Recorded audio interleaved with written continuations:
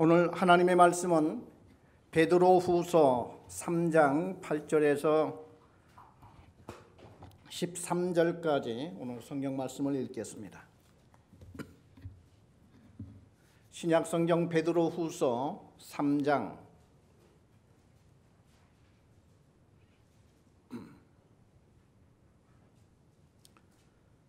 8절에서 13절까지 읽겠습니다.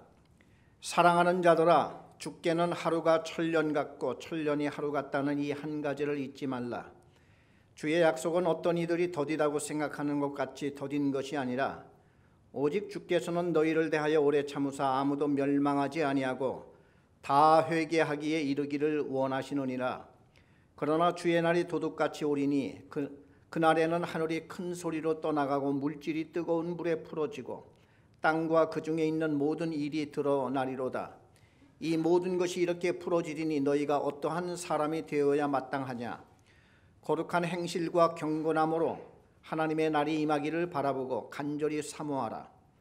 그날에 하늘이 불에 타서 풀어지고 물질이 뜨거운 불에 녹아지려니와 우리는 그의 약속대로 의가 있는 곳인 새하늘과 새 땅을 바라보도다. 우리 13절까지 읽었습니다. 하나님은 시간이 없는 분이십니다. 왜냐하면 우리는 태어난 날이 있고 죽는 날이 있기 때문에 우리는 시간이 있는 거예요. 우리가 만일 영원히 산다고 그러면 시간이 뭐가 필요하겠습니까? 하나님은 영원하신 하나님이기 때문에 하나님은 2000년 전이나 오늘이나 똑같은 일로 이렇게 보시고 일을 그렇게 해나가십니다. 요셉이 애굽에서 참 힘든 생활을 했습니다. 요셉은 그 이복 형제들이 10명이나 있었었는데 이 형들이 미워했어요. 그래서 아버지는 그것도 모르고 형들이 저 멀리 양을 치고 있으니까 형들에게 좀 음식을 풍성히 싸서 그 요셉에게 들려 보냈습니다. 형님들가 양떼 잘 지키고 있는지 보고 이 음식 좀 주고 오너라. 그래 요셉은 아버지의 주시는 그 보따리를 들고 멀리 형님들 양치는 곳을 찾아서 형님들을 만나고 거기서 음식을 이렇게 주고 오려고 갔는데 형들은 요셉이 오는 것을 보고 악한 마음을 품었습니다. 저 요셉이 오는구나. 저 요셉을 이제 잘 됐다. 이참에 죽여버리자. 그래서 이 형들은 요셉을 죽이려고 그 이스라엘에는 우물을 깊이 이렇게 파도 물이 안 나오는 우물들이 많기 때문에 물 없는 우물들이 많이 있어요. 큰 깊은 구덩이죠. 거기다가 요셉을 집어 던진 겁니다. 요셉은 이제 뭐 꼼짝없이 죽었죠. 그런데 그때 유다가 형제 중 유다가 하는 말이 그 요셉을 이렇게 우리가 죽일 필요까지 있느냐. 저기 보니까 장사꾼들이 애굽의 장사꾼들이 지나가는데 저 사람들한테 팔자. 그러면 뭐 마찬가지지. 그래서 요셉을 꺼내서 그 애굽의 장사꾼들한테 팝니다.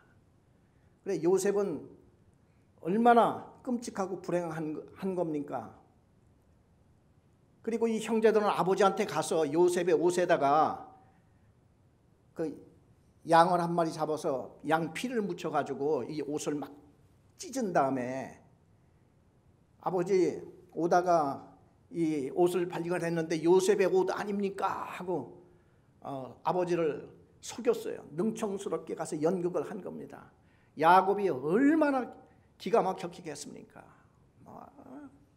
애통하고 슬퍼하지만은 이제 짐승에게 잡혀먹은 것이죠. 그렇지만 요셉은 이제 애굽에 팔려가서 노예 시장에 가서 노예로 팔리고 마침 군대 장관 되는 보디발의 집에 노예로 팔려 들어간 겁니다. 그러다가 또 그 집에서 또 어쩌다 보니까 감옥까지 들어가죠. 그래 감옥에 들어가고 파란만장의 연속적인 그 삶을 살아나가는데 한번 생각을 해봅시다. 요셉의 이 기구한 삶이 사실상은 하나님께서 인도하고 있는 길이에요.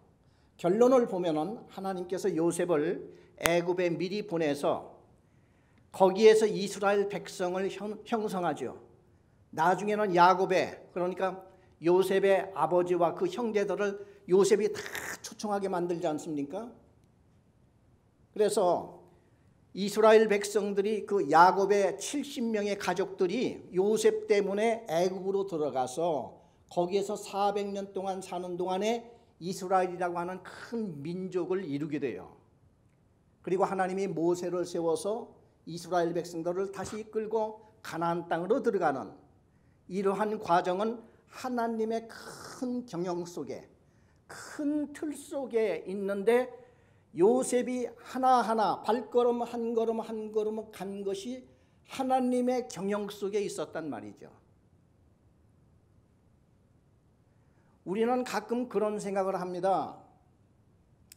나의 이 지루하고 평범한 보람된 생활을, 보람된 일을 하면서 나의 인생을 살아야 좋을 텐데 나는 그저 그냥 늘상 그저 똑같이 이렇게 인생을 살아나는 헛된 인생을 살아간다 하는 생각을 가질 때가 많습니다. 여러분 절대 그렇지 않습니다. 이 평범한 속에 하나님의 놀라운 섭리가 들어 있습니다. 우리는 그걸 잘 몰라요. 성경에는 비유로 이런 비유의 말씀이 있습니다. 어떤 사람이 밭을 갈고 있는데 밭에서 뭔가 덜커덩 하는 소리가 났어요. 그래 이 밭 가는 사람이 이게 뭐냐 해서 그걸 파보니까 보석함이 들어있는 거예요. 그래 다른 사람들도 밭을 갈다가 아마 덜컹하는 소리를 들었을 거예요. 그렇지만 다른 사람들은 웬 여기에 이렇게 돌이 있을까? 아유 이 밭에 참 큰 돌이 있네 하고 그냥 지나갔을 것 같아요. 그런데 이 사람은 이게 뭘까 해서 갑자기 궁금증이 나서 이걸 파보았더니 돌이 아니라 거기에는 큰 괴가 들어있는 거예요. 그래 그것을 잘 파서 이렇게 열어보니까 그 안에 보석이 가득 들어있는 보석함을 발견한 겁니다. 그래 이 사람은 얼른 그것을 묻고서 그리고 나서 나중에는 그 밭을 사버리죠. 그 밭을 산 다음에 보석이 자기 것이 되지 않습니까? 이런 비유가 있습니다. 이게 무슨 비유냐 하면은 밭이라고 하는 것은 얼마나 평범합니까? 평범한 일상 속에 하나님의 보화가 묻혀 있을 때가 있는데 그것을 우리가 언제 만나느냐 하는 것은 하나님의 뜻에 있습니다. 우리는 평범한 속에 사는 것 같지만은 실상 그렇지 아니하고 요셉과 마찬가지로 우리는 한 걸음 하루하루 살아나가는 여기에 있어서 우리는 하나님 안에 하나님이라고 하는 또 하나님의 백성이라고 하는 큰 배를 타고 사실 우리는 지금 가고 있는 거예요. 어느 분은 걱정을 하면서 지금 넘어졌다 이거예요. 넘어져서 너무너무 힘들고 흔들리고 너무 이 살아가는 게 고통스럽다 이거야. 내가 이게 뭐가 잘못됐습니까 목사님? 이렇게 묻는 사람이 있습니다. 그러면 저는 그렇게 대답을 합니다. 정상적인 겁니다. 왜냐하면은 배를 타면은 배가 때로는 흔들릴 때는 당신만 넘어지는 게 아니라 다른 사람들도 넘어집니다. 그렇지만은 다른 사람들은 잘 못 봐요. 자기만을 늘 보고 자기만을 생각하고 자기가 지금 흔들리는 배 위에 타고 있다가 한번 넘어졌다고 해서 그게 잘못된 거로 생각을 할 수가 있다 하는 얘기죠. 그렇지만은 그거는 그렇지 않습니다. 배는 지금 가고 있고 목적지로 향하고 있어요. 자, 우리는 우리의 인생이 내 인생 같지만은 하나님이 주신 인생을 우리는 살아가고 있는 겁니다. 내가 비록 일상적이고 평범한 삶 같아도 어느 날 하나님께서는 마치 요셉이 길목길목마다 하나님이 붙여놓은 약속이라고 하는 것들이 숨겨져 있는 거예요. 요셉은 몰랐죠. 나중에 알고 보니 한 걸음 한 걸음마다 모두가 다 어떠한 목적과 경영을 위한 그 과정 속에 들어 있었더라 하는 얘기입니다. 야곱이 참 풍상을 많이 겪는 고통스러운 그런 인생을 살았지만도 나중에 지켜보고 보면은 그 모든 과정들이 다 하나님의 경영 안에서 있었던 일입니다. 우리가 어머니 뱃속에서 태어나서 자라는 과정 속에서 넘어지고 자빠지고 또 많은 풍상을 겪고 하는 이러한 것들은 지극히 정상입니다.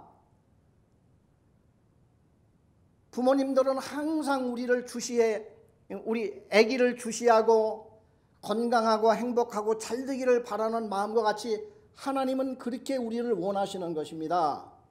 그래서 오늘 베드로 후서를 오늘 읽었는데요.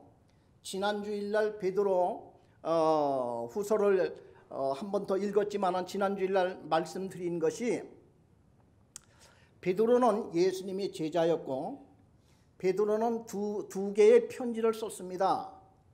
근데 첫 번째 편지 베드로 전서였는데 베드로 전서를 쓰게 된 뒷 배경이 있습니다. 그 당시는 로마 황제 네로 황제 시대였었는데 베드로가 그 당시에 살았거든요. 그때에 주후 65년에 로마에 엄청난 큰 화재가 불이 났습니다. 이 불이 났는데 네로 황제는 이것을 기독교인들한테 다 뒤집어 씌워서 기독교를 대대적으로 핍박을 하기 시작한 겁니다. 그런데 이 베드로전서 쓴 때가 64년으로 AD 64년으로 봅니다. 왜냐하면 하나님께서는 이러한 고난의 쓰나미가 몰려올 것을 하나님은 미리 아시고 베드로의 마음을 감동하사 고난을 대비하기 위해서 베드로 전서를 썼고 베드로 전서의 내용을 보면은 금보다도 귀한 믿음을 우리는 가졌으니 잠시 받는 고난이 온다 할지라도 이것을 너무 두려워하지 않을 것은 하나님이 오늘이라도 나를 불러가면은 우리는 천국으로 갈 것이요 또 우리 고난 속에 우리가 들어간다 할지라도 우리의 믿음을 더 빛나게 하기 위한 하나님의 축복일 수가 있다는 말씀으로 이 베드로전서를 쭉 쓰고 있는데 그 내용을 보면요. 구원의 확실함입니다. 구원의 확실함을 갖고 나가기만 하면은 이게 이제 믿음이지 않습니까? 그러면서 이 믿음을 바탕으로 해서 지금부터 우리는 이 고난 속이지만은 또 우리는 마치 이러한 그 용광로와 같이 힘든 과정이지만은 믿음 위에 이제 덕을 쌓아. 덕이라고 하는 것은 넓은 마음이고 이렇게 된 우리 넉넉한 마음이거든요. 우리 믿는 자들이 너무 쪼잔하고 너무 힘들고 너무 그냥 따지고 이러지를 말고 때로는 내가 욕 좀 얻어먹더라도 때로는 내가 손해가 좀 나더라도 이걸 좀 넓히는 이게 덕입니다. 한문으로 중국말로 덕자가 클 덕자예요. 보니까 미덕 이런 말도 있죠. 믿음을 가진 사람은 미덕을 갖추어라 이런 얘기를 하고 덕 위에 지식을 갖추고 지식 위에 절제, 인내, 경건, 형제 위에 사랑을 더하라. 이런 말씀 얼마나 풍성해요.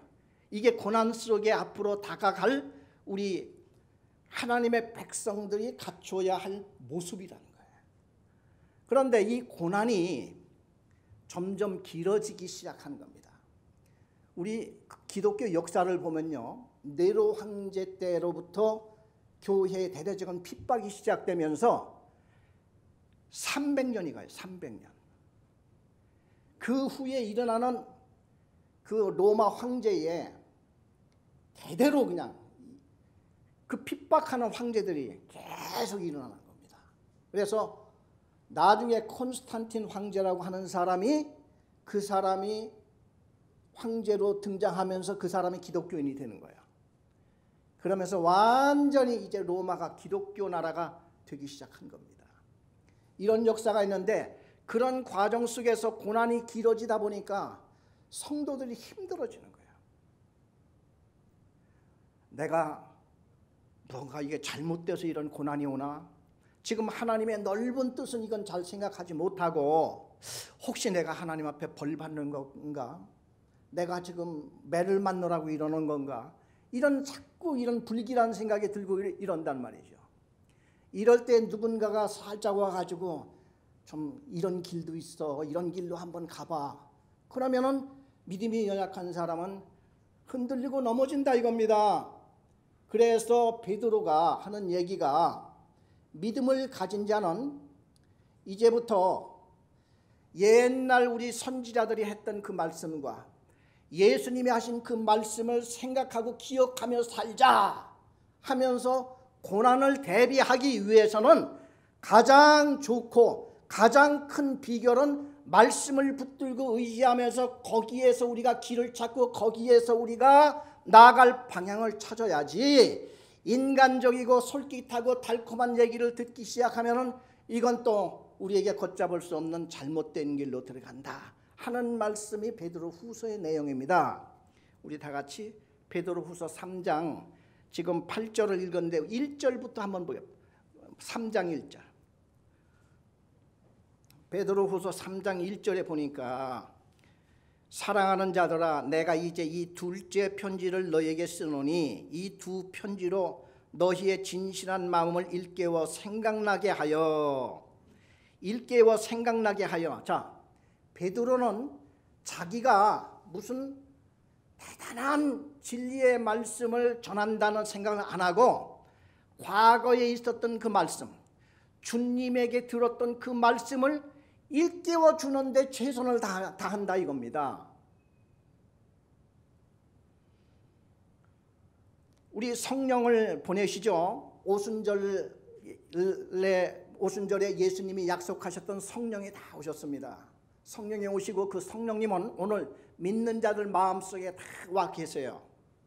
근데 성령님이 하시는 일이 무엇인고 하니 예수님의 말씀 기억나게 하신다고 그랬어요. 성령님께서는 우리에게 항상 새롭고 능력 있는 말씀을 제공하신다는 말이 아니고 성경에 있는 말씀이 기억나고 생각나게 하신다는 거예요. 우리의 지금 이제는 믿음이 흔들리지 않고 나갈 수 있는 한 가지 방법은 다른 게 없습니다. 우리 기도할 때도 성령님께서는 우리에게 어떻게 응답을 하시는 거니 예수님의 그 말씀이 기억나고 생각나게 한다는 거예요. 오늘 베드로 후서를 썼을 때 베드로가 이 후서를 쓰는 이유가 옛 선지자들이 했던 그 예언과 우리 구주 예수 그리스도가 사도들에게 명했던 말씀을 나도 너희들에게 명하여 기억나게 하리라 이렇게 얘기를 하고 있습니다. 그렇기 때문에 우리는 힘들고 어렵고 갈등이 오고 했을 때에 우리는 인간적인 방법이나 사람을 찾아다니거나 세상에 어떤 또 책들을 수집을 해서 읽어보거나 거기에는 항상 달콤하고 뭔가 설득력 있는 듯한 그런 좋은 책들이 참 많이 있어요. 그렇지 않습니까? 많이 있지 않습니까? 예, 세상에 얼마나 달콤하고 솔깃한 이런 책들이 얼마나 많이 있습니까? 힘들고 고달플 때에 그런 데에 빠지고 그런 데를 통하여서 내가 위로를 받고 이렇게 하려고 할 것 같으면 위로를 받는 것 같지만은 해결이 안 되는 거예요. 점점 갈증이 더 나는 거예요. 그래 베드로는 하는 말이 그러지는 말고 우리가 고난이 오고 또 힘든 이런 과정이 길어질 때에 얼마나 힘들겠어요. 이 사람들은 그 고난이 언제 끝날지를 모르고 당하는 거잖아요. 지금. 그래 어둠 속의 터널이라는 그런 유명한 이 책도 있는데, 우리도 어떤 때는 고난을 당할 때는요, 정말 이 고난이 언제 끝날지를 모르니까 어둠 속의 터널 지나가는 겁니다. 거기에도 주님은 우리와 함께 계십니다. 그래서 우리는 이런 힘들고 어려울 때에 내가 찾고 붙잡고 나가야 할 길은 말씀 외에는 없습니다. 말씀에서 성령께서 역사하시고 그 말씀이 우리의 믿음의 바탕이 되고 있기 때문에 이 바탕이 든든하고 확고할 때에 모든 문제는 거기에서 해결이 되는 거예요. 해결이 안 되면 조금만 기다리세요. 그래서 우리는 인내가 필요하다고 하는 것이죠. 2절에 보니까 곧 거룩한 선지자들이 예언한 말씀과 주 되신 구주께서 너희의 사도들로 말미암아 명하신 것을 기억하게 하려 하노라. 그렇죠. 기억, 생각나게 하고 기억하게 하려고 이 말씀을 썼다는 거예요. 그렇죠? 이 진리는 이제 새로운 진리는 없습니다. 예언자들이 구약 성경에서 예언했던 그 말씀과 예수 그리스도를 통하여 우리에게 주셨던 그 말씀, 이것이 바로 이제는 그 말씀을 우리가 읽고 기도하고 했을 때에 이것이 틈틈이 이제 나한테 기억나고 생각나는 거예요. 이것이 우리의 복이고 이것이 바로 우리를 이끌어 나가는 하나님의 방법이요, 인도 방법입니다. 요셉이 옛날에 자기의 갈 바를 알지 못하고 이리저리 끌려다니고 그랬을 때 얼마나 힘들고 어려웠겠어요. 그래서 나중에 총리가 되고 난 후에 나중에는 자기를 죽이려고 했던 형들까지 다 만나게 되죠. 이러한 모든 그 이루어진 일들이 지금부터 까마득했던 몇천 년 전의 일인데 하나님이 보실 때는 옛날 그 일이 바로 우리의 일과 똑같이 보시는 거예요. 그 말씀을 보면서 바로 하나님은 우리가 현재 걸어가는 이 과정 속에서 힘들고 어려움이 있다 할지라도 위로를 받고 우리 그 말씀을 통하여서 하나님의 숨겨진 약속, 이것을 붙들고 기대하고 나가라 이거예요. 밭 가는 사람이 그 밭 속의 보화를 꿈에도 자기는 보화를 발견할 줄은 몰랐던 거예요. 그래 우리는 일상생활을 살아나갑니다. 매일같이 너무 무료하고 내 인생을 내가 이렇게 볼 때에 정말 이건 뭐야, 내 인생이 이렇게 지루하고 힘들잖아, 이런 생각을 갖지 말라 이겁니다. 왜냐하면은 밭을 갈다가 덜컹하는 순간이 올 수가 있고 하나님은 나의 길을 앞으로 어떻게 인도해 갈지를 모르는 거야. 이스라엘 백성들이 자기들이 가나안 땅을 찾아갔습니까? 아닙니다. 하나님은 불기둥과 구름기둥을 내려보내서 그 불기둥과 구름기둥이 떠서 움직이면 따라간 사람들이에요. 애굽에서 나온 이후에 가나안 땅까지 갈 때에 이스라엘 백성들은 자기 맘대로 갈 수가 없었던 거예요. 이게 뭡니까? 하나님은 우리를 지금도 인도하신다는 거예요. 우리 개개인을 전부 다 따로따로 다 인도하시는 거예요. 요셉의 길이 다르고 유다의 길이 다르고 또한 야곱의 길이 다르고 이삭의 길이 다르고 아브라함의 길이 다르고 노아의 길이 다르고 다 개개인마다 다 그 길이 다르지만은 여러분 일상 속에 감추어둔 경이로움이 있다는 거예요. 이거는 하나님이 보여주실 때에 보여주실 것입니다. 우리가 찾고자 해서 찾는 게 아니에요. 요셉이 자기가 총리 대신 되려고 해서 된 것도 아니고 자기가 애굽에 오고 싶어서 온 게 아닙니다. 전적으로 모든 것이 다 무언가 이끌려 오지 않았습니까? 마찬가지입니다. 우리가 살고 싶어서 우리 마음대로 이렇게 하고 싶어서 사는 것 같지만은 큰 틀에 보면은 우리는 하나님의 구원의 큰 방주 안에 우리는 들어온 사람이에요. 여러분 때로는 이 배가 흔들릴 때에 넘어지고 그러는 것을 너무 슬퍼하지 마시고 너무 힘들어하지 마시기를 바랍니다. 그럼에도 불구하고 이 배는 가고 있으니까 하나님의 크신 경영은 나를 통해서, 우리 교회를 통해서, 나의 주변을 통해서 하나님은 우리를 이끌어 가고 계시는 겁니다.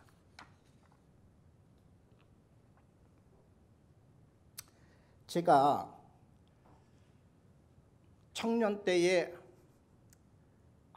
구원을 받기는 받았는데 어디에 문제가 생겼냐면은 마태복음 7장 21절에 보면은 무슨 말씀이 있는 거 아니?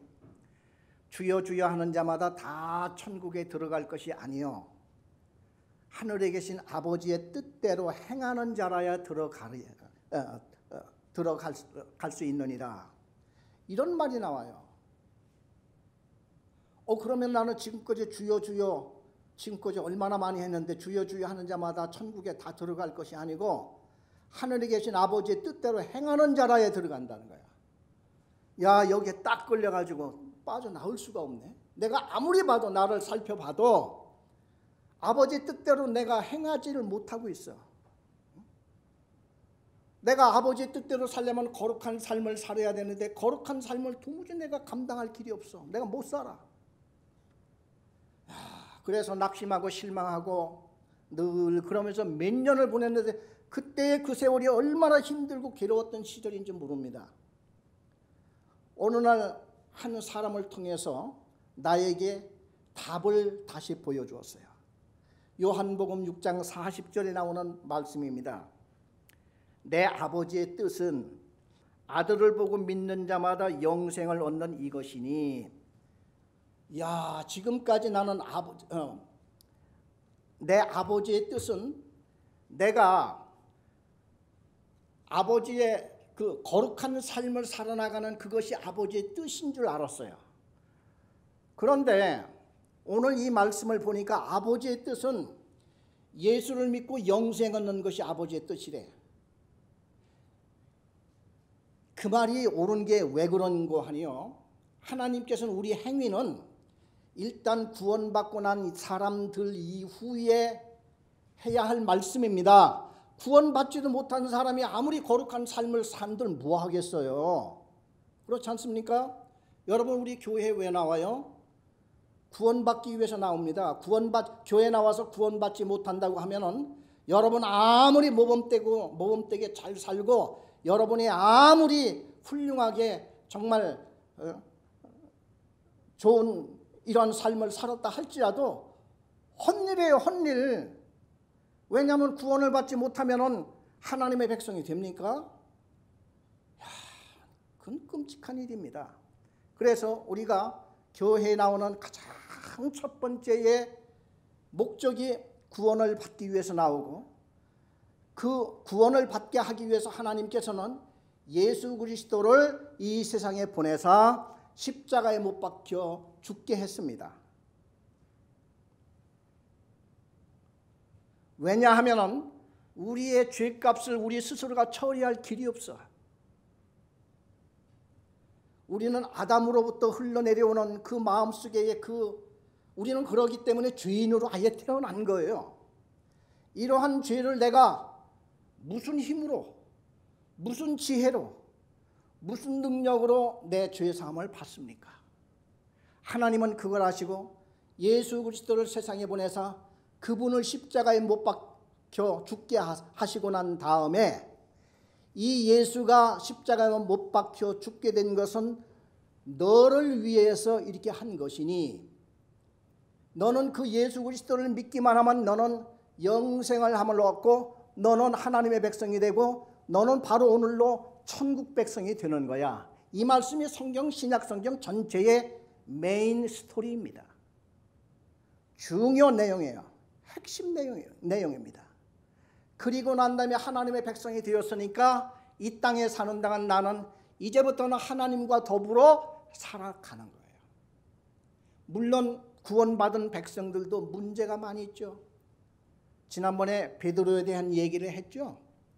베드로가 예수님이 내가 누구냐고 물었을 때 주는 그리스도시요. 그런 말은요, 우리 육신 생활 속에서는요 나올 수가 없는 말입니다. 왜냐하면 내 마음속에 하나님에 대한 조금이나마 관심, 성경에 대한 궁금증, 뭐 예수 그리스도에 더 좀 알고 싶어 하는 이런 마음들은요, 이미 하나님께서 여러분들을 구원의 길로 지금 부르고 이끌어 가시는 중이세요. 우리 일반 그냥 육신을 가진 인간으로서는 스스로 그런 말이 나올 수가 없는 존재들입니다. 그런데 예수님이 내가 누구냐고 했을 때 베드로가 주는 그리스도요 살아계신 하나님의 아들이십니다. 예수님 인간 아니었어요? 예수님도 평범한 인간, 겉으로 볼 때는 인간이었죠. 그럼에도 불구하고 어떻게 해서 예수님은 이 세상에서 세상을 구원시킬 메시아 그리스도라고 하는 걸 베드로는 어떻게 그분을 그리스도임을 알고 믿었느냐 이거죠. 그래 주는 그리스도시여 이렇게 얘기하니까 예수님이 깜짝 놀라시면서 바요나시모나 이를 알게 하니는 내 혈육이 아니라 하늘 아버지이시니라. 이 말씀을 딱 하시면서 네가 고백한 이 신앙 이 반석 위에 내 교회를 세우리니 음부의 권세가 이기지 못하리라. 내가 너에게 천국 열쇠를 지금부터 주마. 내가 땅에서 열리면 천국에서도 열릴 것이요 내가 땅에서 잠그면 천국에서도 잠길 것이다. 이건 뭐냐면 우리가 천국 들어갈 수 있는 열쇠는 예수님을 믿는 믿음 아닙니까? 그 예수님의 복음을 전할 수 있는 것을 베드로 즉 교회에다가 맡긴 거예요. 그래 우리 교회는 선교를 해야 하고 전도를 해야 되는 것입니다. 우리에게 맡긴 특권이니까 이게 전하면은 우리 때문에 천국 문이 열리는 거예요. 자, 하나님께서 예수 그리스도를 십자가에 못 박아 죽게 하시고 가장 궁금해하시고 가장 우리 인간들을 많이 살피신 분은 하나님이세요. 왜냐하면은 이제 예수 그리스도를 십자가에 못 박아 저렇게 해놨으니까 누구든지 이제 떼거리로 그냥 예수를 믿는 사람은 떼거리로 막 오는 거예요. 마태복음 11장 11절에 12절에 보면은 지금부터 세례 요한부터 지금까지 천국은 침노하는 자가 들어간다고 했어요. 이게 무슨 말입니까? 예수를 믿는 자마다 천국은 누가 뭐 들여보내고 뭐 어쩌고 할 필요가 없어. 예수를 믿기만 하면 그냥 막 들어가니까. 자, 하나님께서 그 예수님을 십자가에 박아놓고 제일 하나님이 이제 궁금하게 이제 하나님이 이제 보시는 거예요. 우리 사람들이 막 각 민족마다 막 각 국가마다 떼거리로 모여가지고 예수를 믿겠다고 오면은 천국 문이 활짝 열려서 막 들어오겠거니 이렇게 바라보고 지금 계시지 않겠어요? 그런데 하나님이 가만히 보니까 어쩌다 한 명씩 들어오네. 참 하나님이 얼마나 힘들고 애가 타겠습니까? 그래서 오늘 그 읽은 베드로후서 3장 8절 한번 보겠습니다. 사랑하는 자들아 주께는 하루가 천년 같고 천년이 하루 같다는 이 한 가지를 잊지 말라. 주의 약속은 어떤 이들이 더디다고 생각하는 것 같이 더딘 것이 아니라 오직 주께서는 너희를 대하여 오래 참으사 아무도 멸망하지 아니하고 다 회개하기에 이르기를 원하시느니라. 그래 우리가 볼 때는 너무너무 오래 참으시는 거야. 하나님이 예수님이 재림하시고 예수님이 강림하신다고 한 지가 언젠데 예수님은 꿈결같이 아직도 오시지 않고 이렇게 되면서 이거 어떻게 된 거야? 우리만 그러한 마음을 가진 게 아니라 베드로 당시에 그렇게 말하는 사람들이 있었다는 거예요. 예수님이 곧 오신다고 하시더니만은 여태까지 안 오신 걸 이렇게 보면은 그거는 우리가 잘못 이해했거나 그런 뜻이 아니었을 거야. 예수님이 뭐 오시기는 어떻게 오셔? 이 세상을 한번 봐라. 창세 이후에 이 세상이 옛날에나 지금이나 조금도 변함없이 이 세상은 이렇게 돌아가고 있는데 무슨 얘기야? 그런 말은요 노아 때도 똑같이 했다고 했습니다. 노아 때에 노아 당시에 하나님은 노아에게 방주를 만들려고 했습니다. 그런데 사람들이 지나갈 때마다 노아를 조롱하며 비웃으며 욕하며 하는 얘기가 이 사람아 이 벌건 대낮에 무슨 도대체 홍수가 이렇게 온다고 이 큰 배를 짓고 난리야. 그래 이 노아는 큰 방주를 지어서 하나님의 말씀대로 그 명령대로 짐승을 모아놓고 자기 온 가족이 들어가고 그랬을 때에 온 세상을 홍수로 멸했던 것과 같이 하나님께서는 이제 기다리고 참고 계시다가 하나님의 택한 백성들이 천국에 다 들어오는 그날에 불로 멸망할 거라고 이제 그렇게 얘기를 하고 있어요. 여러분, 요즘에 쌓아놓은 무기들을 한번 보십시오. 그게 다 불이 아닙니까? 무기 하나하나가 전부 다 불입니다. 핵폭탄이요, 그거 전부 다 불덩어리예요. 하나님께서는 이제 마지막에 쓰기 위해서 잔뜩 그냥 막 지금 자꾸 이렇게 만들어 놓는 것 같습니다. 우리 10절 보겠어요. 베드로후서 3장 10절. 그러나 주의 날이 도둑같이 오리니. 자, 항상 예수님이 하시는 말씀이 그 날에 대해서 너무 신경 쓰지 말고 거기에 대해서 너희들이 알 바 아니요, 그런 말씀을 자주 하십니다. 그런데 우리는 너무너무 예수님이 언제 오실까에 대한 그런 거를 너무 그냥 막 연발을 하고 있습니다. 왜냐하면은 그런 말을 해야 믿음이 좋은 것 같이 보이니까. 우리 옛날 시골에 살 때에 할아버지들이 그런 얘기를 했죠. 서울에 안 간 사람이 서울에 갔다 온 사람보다도 더 큰 소리 친다는 거예요. 그냥 막 서울이 이렇고 저렇고 이렇게 가야지 되고 저렇게 가야지 되고 그렇게 얘기를 한다는 겁니다. 그래, 예수님의 재림은 예수님이 분명히 얘기했잖아요. 도둑같이 온다고 그랬어요. 도둑. 이건 누구만이 알아요? 오시는 날은 하나님만이 아시는 거예요.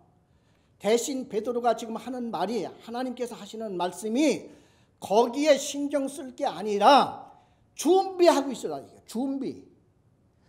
우리가 하는 것은, 우리가 해야 할 일은 지금 언제, 예수님이 언제쯤 올 것인가 그 날짜 맞추는 게 우리의 지금 핵심 문제가 아니라, 언제 오시건 도둑같이 오실 텐데 우리는 언제 오시든 간에 다 대비하고 준비하고 있어라 이거예요.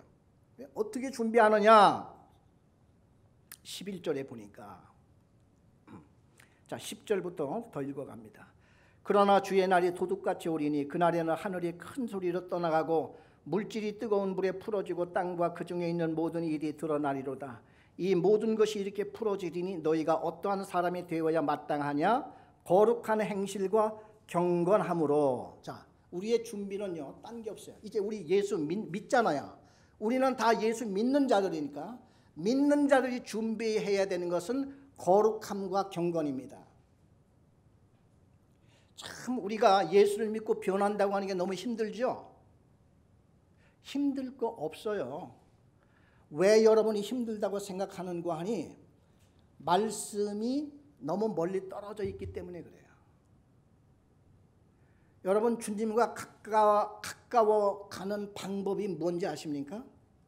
주님을 가까이 하는 그 방법이 뭡니까? 말씀을 가까이 하는 거예요.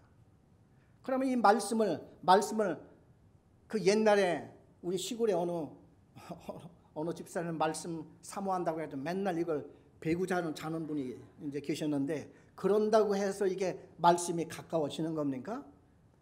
아니죠.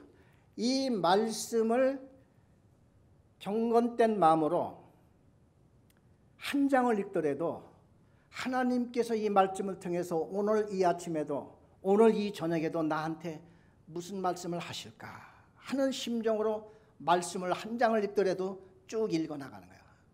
그러면 그 말씀에 약간만 은혜가 되어도, 약간만 내 마음에 감동이 되어도, 아까 말씀드렸죠, 우리 인간의 육신 이 고깃덩어리에서는요, 하나님의 은혜에 감동을 받을 아무런 센스가 없는 거예요.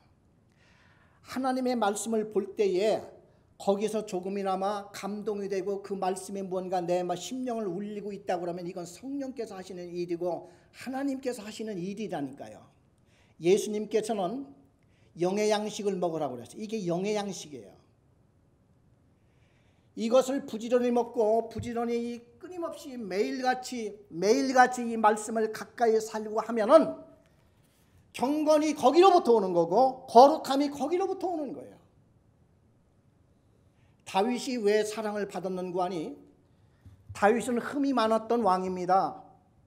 그럼에도 불구하고 다윗은 어찌하든지 하나님 사모하는 마음이 다윗같이 많았던 사람이 없어요. 간절했어요.